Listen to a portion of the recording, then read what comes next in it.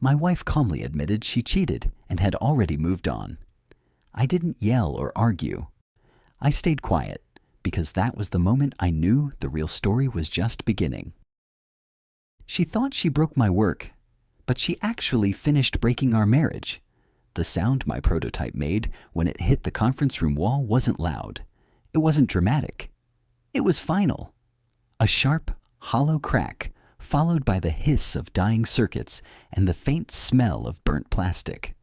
3 years of late nights, missed birthdays, half-eaten dinners gone cold on my desk, reduced to pieces scattered across polished wood flooring. Claire didn't even flinch. "This is garbage," she said, her voice calm, surgical. "We're starting over with a real team." Around the table, no one spoke. Ms. Lee from Tokyo sat perfectly still, hands folded in her lap, eyes moving from the wreckage to my face and back again. The rest of the board suddenly found their phones fascinating. No one wanted to be part of a moment where a CEO publicly humiliated her own husband. I stood there in wrinkled khakis and a company polo that suddenly felt too small, too cheap, too visible. I felt like a kid watching someone kick over the only thing he'd built with care. Except this wasn't a playground. This was my life. "Well," I said, forcing a smile that felt like it might cut my face. That's one way to give feedback. Claire turned to me slowly. Ice blue eyes. Perfect makeup. The black Armani suit she wore when she wanted to remind everyone who was in charge. "David, you've had 3 years and $1 million budget.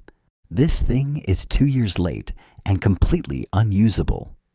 Ms. Lee cleared her throat gently. "Perhaps there are alternatives."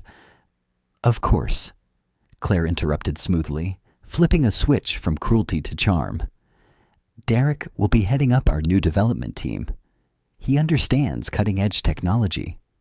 Derek, her business partner, her shadow, the man who smiled too easily and built nothing himself. He wasn't even there. I bent down and picked up a fragment of the prototype. The LED screen was cracked, but it flickered once, stubbornly alive. I thought of my daughter Sophie's soccer games I'd missed, the school plays I'd watched through blurry phone recordings, the promises I'd made to myself that it would all be worth it. "You're right," I said quietly, standing up. "It is garbage." I walked over to Ms. Lee and handed her my business card. "My personal number is on there. Call me if you want to see what it actually does." She took it without a word. A pause, then the smallest nod. "David," Claire snapped, "you're out of line." "Story of my life," I muttered, already walking toward the door. As I moved through the glass hallways of TechFlow Industries, I felt something shift. It wasn't anger. It wasn't sadness. It was clarity. For the first time, I saw how she looked at me, not as a partner, not even as an inconvenience, but as something obsolete. The elevator doors closed. My reflection stared back at me. 38, gray creeping in at the temples. Eyes tired in a way sleep wouldn't fix. When had I become someone my own wife could destroy publicly, without hesitation? My phone buzzed. "Come to my office. Now." Claire's office was a monument to success. Floor-to-ceiling windows, minimalist furniture, the kind of space designed to make other people feel small. She stood with her back to me, staring out at the city like it owed her something. "Close the door," she said. I did. "I've been thinking," she said finally, turning around, "about us, about where we're going." My chest tightened. "And I don't think we're going anywhere." The words didn't surprise me, but they still landed hard. "I've outgrown you," she continued. "Derek understands me. He knows how to appreciate a real woman." There it was. The confirmation I hadn't wanted, but had felt coming for months. "How long?" I asked. "Does it matter?" "It matters to me." She shrugged. 6 months, maybe 7. 7 months. While I'd been building a future, she'd been planning one without me. What about Sophie? She's 15. She'll understand. I laughed once. No humor in it. Is that what we call this now? I'm moving out this weekend, she said. Derek will take over your projects. You'll train him. I stared at her, the woman I'd loved since college, and realized she was already gone. That night, the moving truck sat in our driveway like a punchline. Sophie sat on the stairs scrolling her phone, barely looking up when I walked in. Mom's leaving, she said flatly. She says you were holding her back. The champagne bottle in the fridge told me everything else. The text on Claire's phone confirmed it. Room 17. Bring the champagne. Can't wait to celebrate. I knew the motel. I shouldn't have gone, but I did. And standing in that parking lot, watching her BMW next to Derek's Porsche, I felt something cold settle into place. Not heartbreak. Something sharper. By the time I drove home, I knew one thing for certain. This wasn't over. Monday morning felt different the moment I walked into TechFlow. Not hostile exactly. Worse. Polite. Too polite. Conversations died mid-sentence when I passed. Eyes flicked away. People who'd known me for years suddenly found reasons to be somewhere else. It was the kind of quiet that told you a story was already being written about you, and you weren't the one holding the pen. When I reached my desk, a cardboard box sat on top of it. Coffee mug, family photos, the little cactus Sophie had given me on Father's Day. Someone had packed my life while I was gone. David. Dale stood at the edge of the cubicle, avoiding eye contact.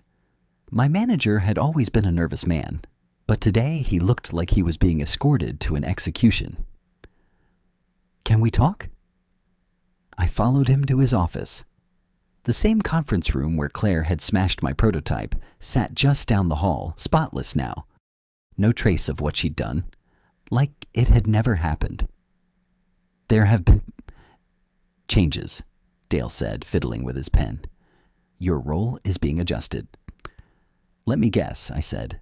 Derek's cousin is taking over. Dale blinked. How did you? Doesn't matter. You'll be training him, temporarily, until we find something that fits you better? Fits me better for what? Dale swallowed. The company's new direction. I almost laughed. Instead, I nodded. Where is he? Conference room B. Trevor Morrison looked exactly like Derek, just younger and less polished. Same haircut, same confidence without competence. He shook my hand like he was doing me a favor. I've heard a lot about you, he said. I'm sure you have. Within 10 minutes, it was obvious he had no idea what he was doing. Couldn't explain basic concepts. Couldn't follow diagrams. Took notes like memorizing magic spells instead of understanding systems. Watching him was painful. Watching the company trust him was worse. At lunch, I sat alone for the first time in 8 years. That's when Ms. Lee appeared.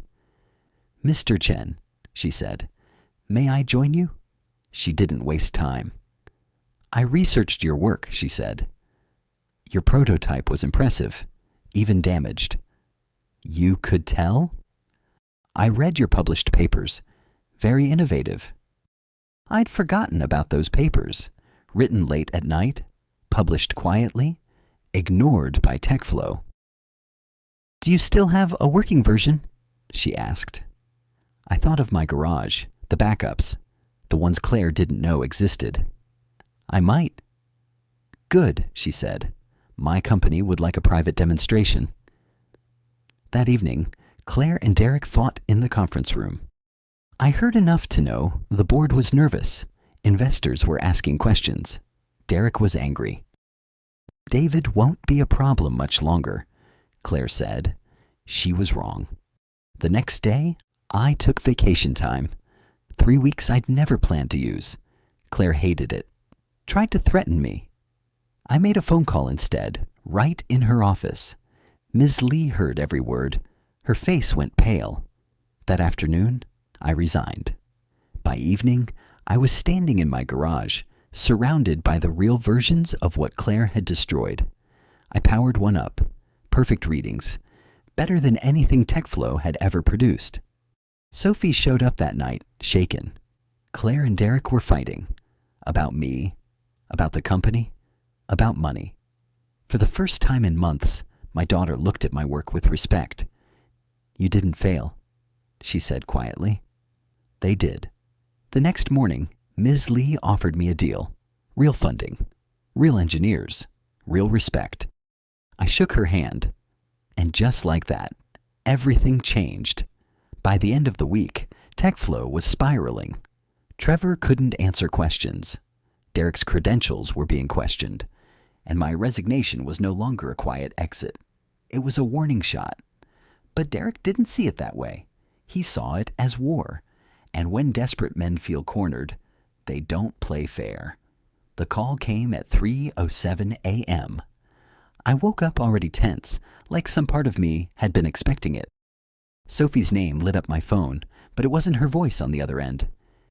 "David," Derek said calmly, too calmly, "we need to talk."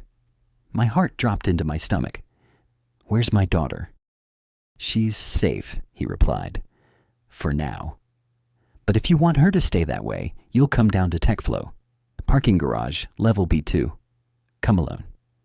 The line went dead. I didn't call the police. Not because I didn't want to, but because I couldn't risk being wrong. If Sophie was with Claire, and Derek was bluffing, involving the cops would escalate everything. If he wasn't bluffing, I couldn't gamble with her life. I grabbed my keys, my laptop, and the external drives containing my prototype data. If Derek thought stealing my work would save him, I was willing to let him think that, if it meant getting my daughter back. The drive felt unreal. Empty streets, red lights I barely noticed, my hands shaking on the steering wheel. I kept replaying every interaction I'd ever had with Derek, searching for warning signs I'd ignored. The arrogance, the entitlement, the way he spoke like the world owed him success. The garage was dimly lit, concrete echoing every footstep. Derek's Porsche was parked under a flickering fluorescent light. Claire's BMW sat beside it. "Sophie," I called out. She stepped out from behind a pillar and ran to me. She was scared, but unharmed. "Dad," she whispered, "I'm okay." I hugged her so tightly she gasped. Then I heard slow clapping. Derek emerged from the shadows. His suit was wrinkled, his hair disheveled, his eyes wild in a way I'd never seen before. "Very touching," he said. "Father of the Year." Claire stood behind him, pale, silent, not powerful anymore, just small. "Let them go," I said. "This is between you and me." "No," Derek replied. "This is about what you stole." "I didn't steal anything." "You took my future," he snapped.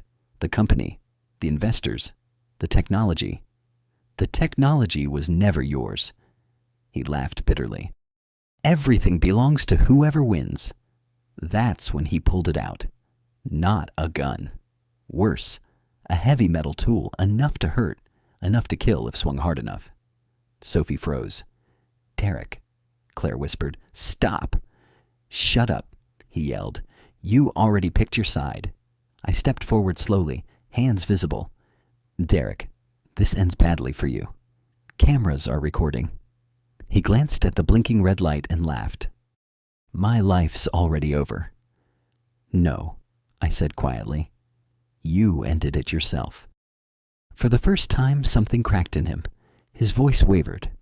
"You don't understand. I built this image. I needed it. Without it, I'm nothing." "You're nothing because you chose to be," Sophie said softly. He looked at her, stunned. "You lied," she continued. "You cheated. You scared people. That's not success." His grip loosened. "I just wanted what you had," he whispered to me. "I worked for what I had," I replied. "That's the difference." He stared at the tool in his hand like he didn't recognize it anymore. Slowly, he lowered it. "I'm sorry," he said, to Sophie, to Claire, maybe to himself. I took the tool from him and stepped back. Sirens echoed faintly in the distance. Someone had called it in. Maybe Claire. Maybe the garage cameras triggered an alert. It didn't matter. Derek sank to the ground. Claire looked at me then. Really looked at me.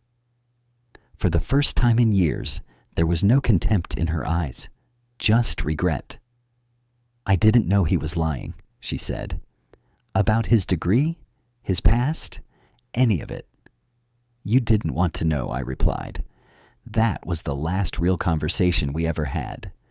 3 weeks later, TechFlow announced a full leadership restructuring. Derek was charged. Quietly. No press release. Claire resigned from the board. Investors pulled out. The company survived, but smaller, humbler. My patent was approved. Ms. Lee's company fast-tracked production. And Sophie deleted her old video and posted a new one. "My dad didn't lose," she said to the camera. "He just stopped playing someone else's game. As for me, I didn't win revenge. I won peace. I built something real. I kept my dignity. And I taught my daughter what strength actually looks like. Sometimes the person who tries to break you doesn't realize they're the one handing you your freedom. And once you see that clearly, you never let anyone own your future again."